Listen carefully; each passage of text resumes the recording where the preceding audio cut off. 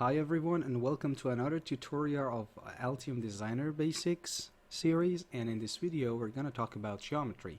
But before getting into that, I would like to ask you to subscribe in my channel if you're new, because we're going to have more and more tutorial videos and design samples for different projects. And also feel free to give comments and feedbacks, and don't forget to like. Okay, I start with Altium Designer. I open the software and I make a new PCB because we're just going to do geometries.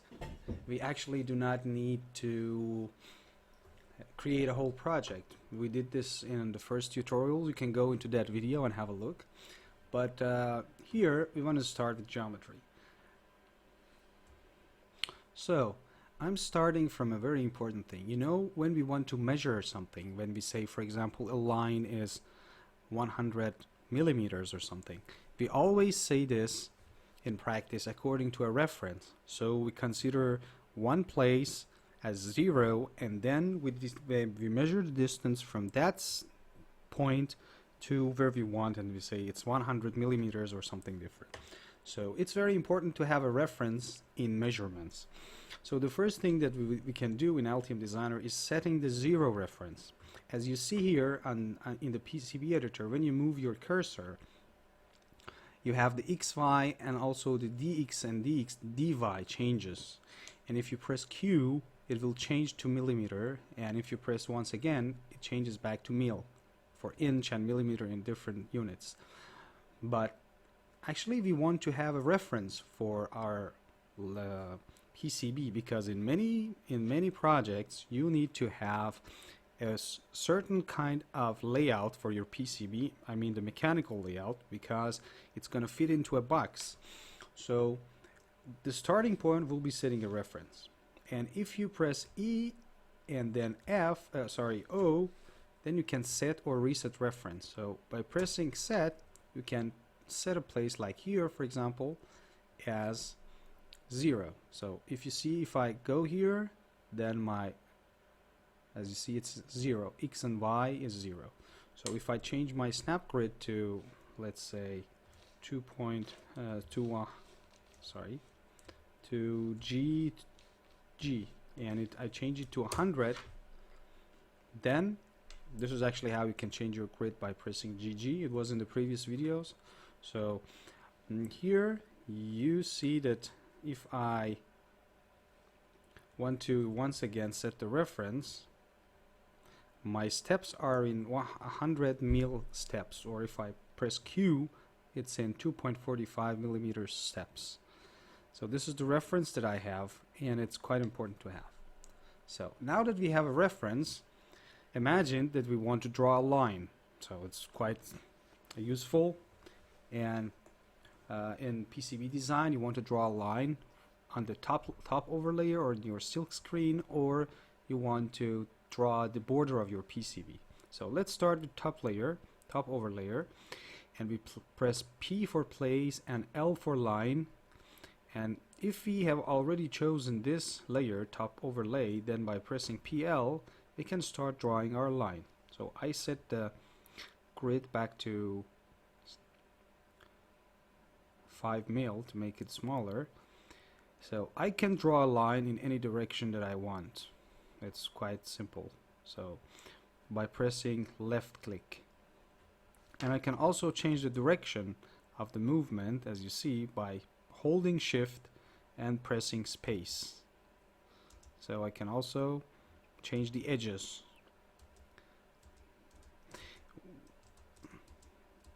And once you're moving, doesn't matter what edge you have, by pressing space you can change the direction, as you see. So now I want to draw a line, and I do it.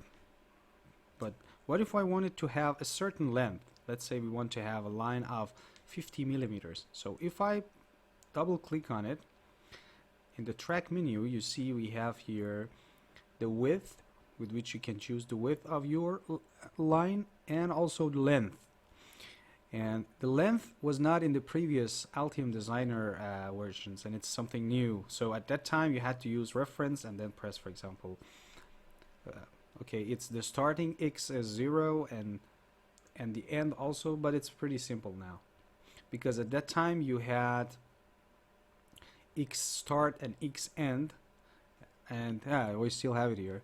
So it was the only option. But now if you put it the line under reference, the only thing that you need to do is just inserting the length. So I will make it 50 and it will be 5 centimeters or 50 millimeters.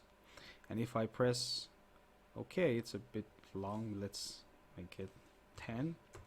And if I press OK, it automatically becomes the length that we're looking for. And the PCB, as you know, the silk screen or top overlay is just a line that you see on the PCB. It's not a copper. So this is how we can create lines. If you want to create a line with a different degree, then you just start it from the center, and by pressing shift and then space, holding shift, sorry, and pressing space, then you can choose different angles as you want.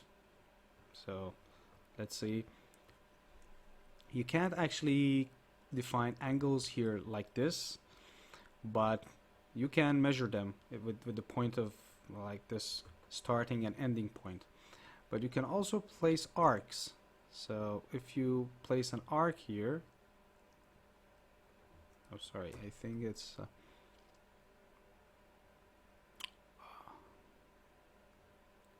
this is what you can create. So you can here define exactly the angle that you want. So with arc you can create any angle, and as you see I set this angle to 30 and then it's 30, so I can draw my line according to this 30 degree angle. See, now my line is moving, holding shift, pressing space. Now it's moving in that direction. Actually it needs to be in a way that we can extend it in this direction. So it's moving in 30%. So you can see that we can create any shape in Altium without a problem. So let's go to the layout of the board. We want to create layout. If I press L, the layer menu pops up, and you see that there is something called keep out layer. So I don't want many of these layers right now, so I turn them off and I just keep the ones that I'm looking for, and I think that's enough. So we have the keep out here. One of the changes in the new Altium from I think Altium 20 up to now has been that 19, sorry, that you can just draw a line and then make it keep out. You don't see the keep out here in this menu. So you have to draw it in a different way. In the previous versions you could do this pretty easily. You draw something like this, and then by double clicking and changing the layer, you could make it keep out. But now you have to actually draw a keep out track from the place menu. So if I want to place a track which is actually going to be considered as the keep out, this is the way. So let's delete the previous line.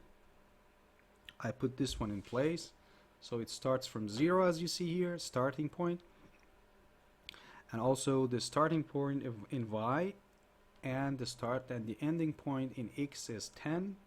So let's make a PCB which is something like 100 by 100 millimeter, like a square. So I make this 100, and then the length automatically becomes, or I could just change the length to 100. So this is what we have here. Alright, now another thing that we can do is by placing another line like this and then choosing the length of 10 here. So now we have 100. So now we have the length of two sides of our square. So again we can do this and place another line like this. Oh, what did I do? I actually didn't draw a line, did I? So we can use a trick here. You know that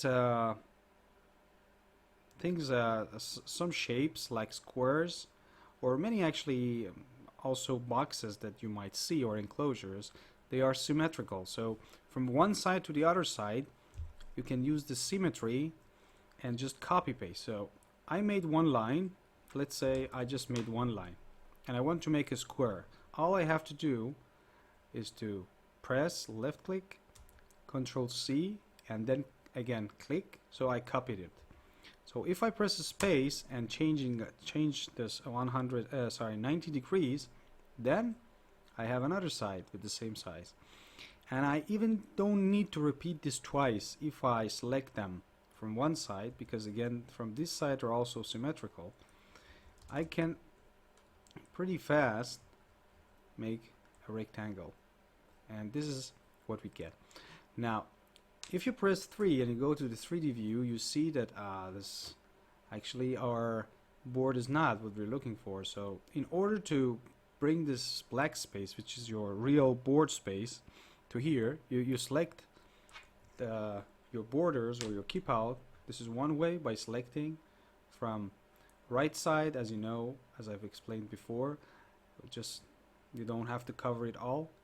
So, and if you press tab, it will select them all. In the previous versions this tab didn't work, but now it works. Actually it first worked for tracks, copper tracks. Now it works for everything. Now if I press D for design, S for board shape, and again D for defined from selected objects, so DSD, then the board shape will be as we want it to. So this is how we create a square pretty easily. Now we want to make something different. So let me set the reference here with EOS as the shortcut, and I want to make a rectangle, not a square. So let's say this size is not 100, it's 150. So again, I just change the length, and what I can do is just copy paste the other side. So it will be now our square. What I can do is just I select some sides of it, press tab, and again DSD, and all the space will be filled. So that's it. Now we created two shapes. What if we want to create something like square, some pentagon, octagon, or maybe a circle? So let's start with the circle. If I delete the lines, I want to place with P the keep out, and as you see here, full circle, because sometimes the PCBs that you design are gonna fit in enclosures that are circular, so you need a circular PCB. So this is how you get it pretty easily. Place, keep out, and full circle. But now I want to change the width or other things. So I want to make it thicker. Let's say I want to make it 0.3, and I don't care about the starting angle. You can open it from here, but we don't need to. If you need to create a PCB like this, we will talk about that. So this is a full circle. If you want half a circle or a quarter a circle, so here this is what we get. Now I want to limit my PCB area to this. So again, I press DSD, and it will be limited to a circle with a certain the radius here, certain radius. Let's say I want it to be a radius of 50 millimeters. So again, DSD, this is what you get. So this is actually your circle. Now what if you want to have half a circle? So you can very easily just open it from this side, and you need to be careful so that it's aligned. Now you have half a circle, but if you press DSD, you don't have a border, so it says I can't do this. The solution is just drawing one line from here to the end, and by again pressing, so it was 0.3. By pressing tab and DSD, now you have a half a circle shape. You can create all the shapes that you want. So what if you want to make it even quarter a circle? So this is quarter a circle.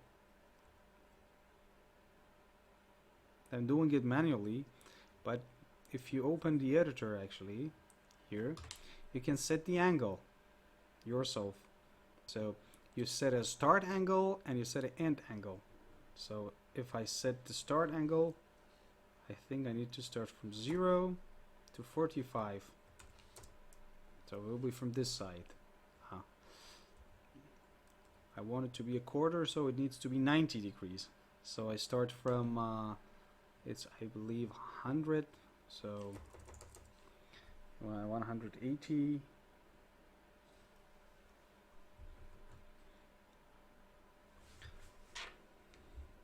It needs to be minus 90, I believe. So yeah, so if it's 100 from this side, you know that circle turns from this side, so it's 180, and this is from 190 or 270, as you see, minus 190, minus 90, sorry. Now you need to just draw another line from here, and you get your semicircle or quarter of a circle.